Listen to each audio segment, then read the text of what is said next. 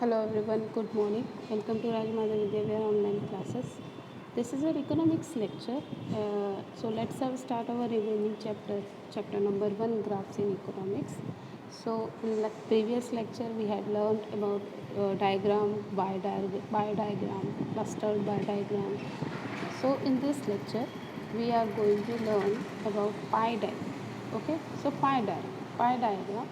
So you already heard this name or this heading or this diagram in 9th standard, in 10th standard, okay, in 11th standard also.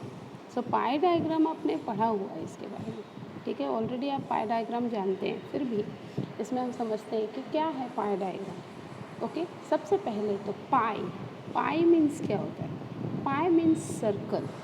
Okay, तो एक circle होता है, उसमें जैसे आप diagram बनाते थे, जब आप बार डायग्राम बनाते थे तो बार डायग्राम में हम कैसे बनाते थे कि आप बार बनाते थे तो आपको पता चलता था, आप एक वाई एक्सिस के ऊपर आप बनाते थे तो आपको पता चलता था कि कितना परसेंट या कितना सेंटीमीटर या कितना रेन हुआ, कब हुआ, कितना हुआ, कौन से ईयर में हुआ आप एक्स एक्सिस पे बताते थे, वाई एक्सिस पे आपको जो भी इस पर डिपेंडेंट जो वैल्यूज़ हैं आप उसको बताते थे, ठीक है। लेकिन पाई डायग्राम में क्या होता है कि पाई डायग्राम में आपको सर्कल में सारी चीज़ें आपको डिनोट करनी होती हैं। ओके, तो सर्कल जो होता है आप सर्कल में इसको डिनोट करते हैं। अब इसमें आप कैसे डिवाइड करेंगे? तो आपको सबको मालूम है कि जब सर्कल को हम डिवाइड करते हैं तो ऑलवेज 360 डिग्री पे डिवाइड करते हैं, ठीक है। 360 डिग्री पे हम सर्कल डिवाइड करते हैं, ये डिग्रीज़ में डिवाइड होता है। जैसे परसेंटेज ये डिग्री होता है, ठीक है, वैसे जैसे आप परसेंटेज में को करते थे तो वो 100 पे होता था, ऑलवेज 100% पे।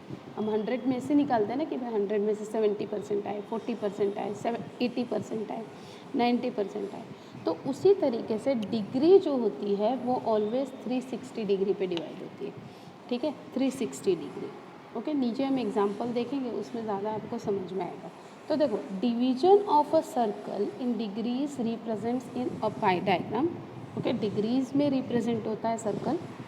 If an entire circle is considered as a universal set of an entire data, अगर ये एक सर्कल है और इस सर्कल को पूरा एंटायर डेटा में डिवाइड करना हो, ठीक है, पूरे डेटा जो भी हमारे पास डेटा है, चाहे एग्रीकल्चर का है, चाहे वो एग्रीकल्चर का है, चाहे वो जो भी डेटा है आपके पास, उसको जब आपको डिवाइड करना हो तो वो डेटा डिवाइड करने के लिए आपको 360 डिग्री पे डिवाइड करना पड़ता है। अब represented by dividing a circle in degrees. Okay, so proportional to the data then pie diagram is obtained. Pie diagram is drawn for the similar type of data for which bar diagram can be drawn. ठीक है, जैसे बार diagram पे हम draw करते थे बार, वैसे ही पाई diagram को भी हम ड्रॉ कर सकते हैं। बस खाली क्या होता है, ये सर्कल में होता है, ठीक है, ये सर्कल में होता है, बस इतना फ़र्क पड़ता है। ओके, फिर हम नीचे यहाँ देखते हैं, देखो अगेन वापस, सिंस एन एंटायर सर्कल, जैसे कि मैंने आपको समझाया, पूरा सर्कल 360 डिग्री में डिवाइड होता है। The entire data represent 360 degree and sections और डिविजन्स, जो सेक्शंस होते हैं, जैसे सब सेक्शंस हमने पढ़ा, वो चॉकलेट वाला पढ़ा कि भाई पूरे एक इस एरिया में कितनी चॉकलेट बिकती है एक महीने में, उसके बाद उसका भी हमने सेक्शन किया, डिवीज़न किया कि भाई small chocolate, okay, medium chocolate and large chocolate, वो कितनी बिकती है। फिर उसके सब सेक्शंस किए कि भाई रूरल एरिया में कितनी चॉकलेट बिकती है और अर्बन एरिया में कितनी चॉकलेट्स बिकती हैं। Of the data are represented by dividing the circle in degrees proportional to each data section. लेकिन यहाँ पे क्या होता है कि ईच डेटा सेक्शन, हर एक सेक्शन का अलग अलग डेटा होता है और अलग अलग डेटा को हम पाई डायग्राम में डिवाइड करते हैं डिग्रीज में। Okay, in other words, a diagram which is drawn by representing the subdivisions of an entire data by proportionate degrees in a circle is called bar diagram। ठीक है, जिसको degree में हम divide कर दें उसी को बार डायग्राम कहते हैं। अब देखो यहाँ पे डिग्री की ये फॉर्मूला है, ओके, ये फॉर्मूला है कि degree is equal to component value upon total value multiple by 360। अच्छा, कंपोनेंट वैल्यू मतलब जैसे देखो यहाँ पे नीचे एग्जांपल दिया है कि percentage of pocket money spent by a student in various items. एक स्टूडेंट को जो पॉकेट मनी उसकी मंथली जो भी पॉकेट मनी उसको मिलती है वो अलग अलग आइटम्स में कहाँ कहाँ अपने मनी को स्पेंड करता है, ठीक है। तो यहाँ पर दिया हुआ है स्पेंड कहाँ कहाँ करता है, देखो तो उसको उसने मान लो इसको परसेंटेज में, ये परसेंटेज में डिवाइड किया गया है, देखो परसेंटेज ऑफ मनी स्पेंड, ठीक है। ये ऐसे भी हो सकता था कि मान लो आपको 200 रुपीज़ मिलते हैं और 200 रुपीज़ में से उसको डिवाइड किया जाए, ये भी हो सकता है।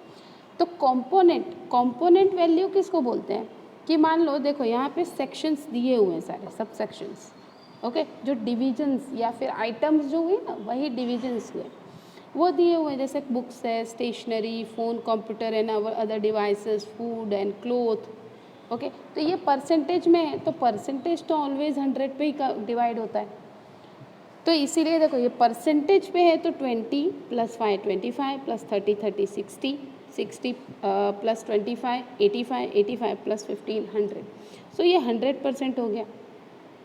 अब यही 200 होता तो 200 पे भाई चलो ठीक है, इस पे होता कि तो ऐसा होता कि भाई चलो 50 रुपीज़ उसने बुक्स पे कर दिए, स्टेशनरी पे उसने जो है 20 रुपीज़ कर दिए, उसके बाद तो ऐसे 200 पे डिवाइड होता। तो जो कंपोनेंट वैल्यू है, कंपोनेंट वैल्यू इज़, वो कंपोनेंट वैल्यू का मतलब यही हुआ कि हर एक चीज़ की वैल्यू, लाइक बुक्स की वैल्यू, तो अभी यहाँ पर परसेंटेज में डिवाइड किया गया है तो बुक्स जो है वो 20% है, ओके, बुक्स जो है वो 20% है। बट जब आप अगर 200 में इसको आप डिवाइड करते हैं, मान लो इसको रुपीज़ में डिवाइड किया होता तो आपके पास मान लो आपका जो भी आपका पॉकेट मनी है वो 200 रुपीज़ है।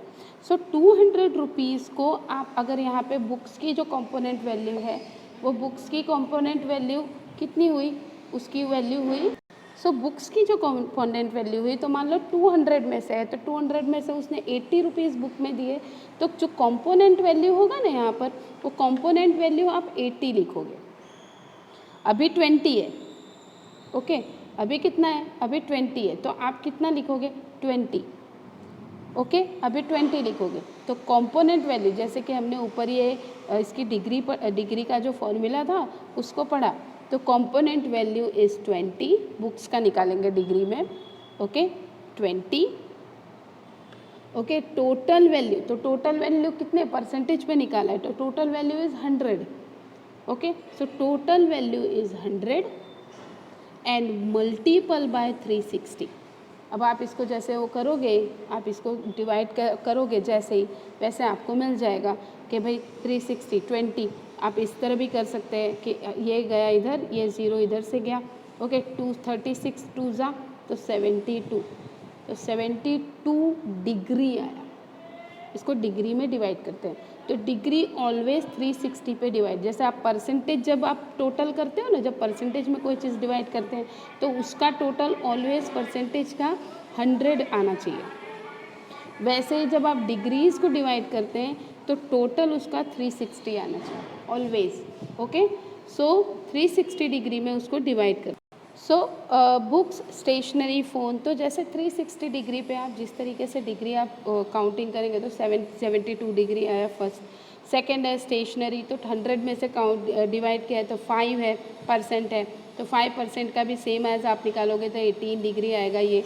तो आप देखेंगे तो जब इसको पाई डायग्राम आप जब ड्रॉ करते हैं तो पाई डायग्राम को जब आप डिवाइड करेंगे इसको, तो डिवाइड करेंगे तो इस तरीके से आप डायग्राम में पाई में इसको डिवाइड करेंगे डिग्री में, जो और उसके बाद में आप डिग्रीज़ में डिवाइड करते हुए लिखेंगे आप परसेंटेज में यहाँ ऊपर, ठीक है, ये डिग्रीज। तो देखो सबसे ज़्यादा 108 जो फ़ोन कंप्यूटर, आजकल के बच्चे फ़ोन वगैरह में ज़्यादा पैसे यूज़ करते हैं, तो फ़ोन में, कंप्यूटर्स में, अदर डिवाइसेस में जो यूज़ होता है 108 डिग्री, और फूड में जो बाहर खाना ज़्यादा खाते हैं तो 108 डिग्री, तो आप देखेंगे तो दोनों 30% आया है, बाकी और सब कुछ कम है। तो पाई डायग्राम में आप इस तरीके से इसको डिवाइड कर सकते हैं और सेम एज आप बार डायग्राम की तरह ही आपको साइड में यहाँ पे आपको अलग अलग आप शेडिंग कर सकते हो। पाई डायग्राम में भी आप शेडिंग कर सकते हैं, आप कलर कर सकते हैं इसको।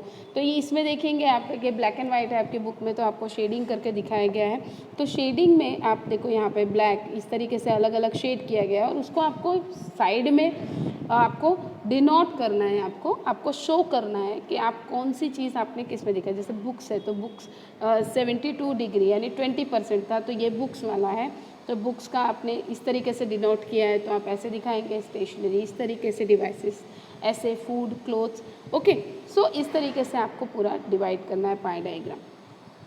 Now aspects to be considered while diagram a pie diagram, बराबर। आपको कौन कौन से एस्पेक्ट्स ध्यान में रखने हैं, कौन सी चीज़ें कंसीडर करनी है जब आप पाई डायग्राम ड्रॉ करते हैं। तो सबसे फर्स्ट है 360 डिग्रीज मेक अ सर्कल। सबसे पहला तो मैंने जैसे कहा आपको कि 360 डिग्री में पूरा सर्कल डिवाइड होता है। Degrees for sub divisions are calculated in proportion to the value of the variable for that division and the sum total of the degrees of all such subdivisions must be 360 degree. Okay जो पूरा का पूरा total जो degree में आप divide करते हैं वो डिग्री का जब सम टोटल आप करते हो पूरा, तो वो 360 डिग्री में होना चाहिए। If relevant data is to be compared across region और time period then 2 pie diagrams can be drawn. अगर अलग अलग रीजन्स के बारे में आप बता रहे हैं या टाइम पीरियड के बारे में बता रहे हैं, तो जैसे हम टाइम सीरीज़ ग्राफ में जैसे हम बार डायग्राम ड्रॉ करते थे या क्लस्टर बार डायग्राम था, वैसे ही सेम एज यहाँ पे, लेकिन आपको 2 डायग्राम बनाने पड़ेंगे पाई diagram, okay, pi graphs. So for a data set with a smaller total value a circle with smaller dimensions is drawn, and for data set the larger total value the circle with bigger dimensions is drawn. Okay, now types of graph अब पढ़ते हैं। Graphs हमने अभी तक में diagram पढ़ा, अब हम ग्राफ्स पढ़ते हैं और ग्राफ्स को नेक्स्ट लेक्चर में पढ़ते हैं। प्रणाम।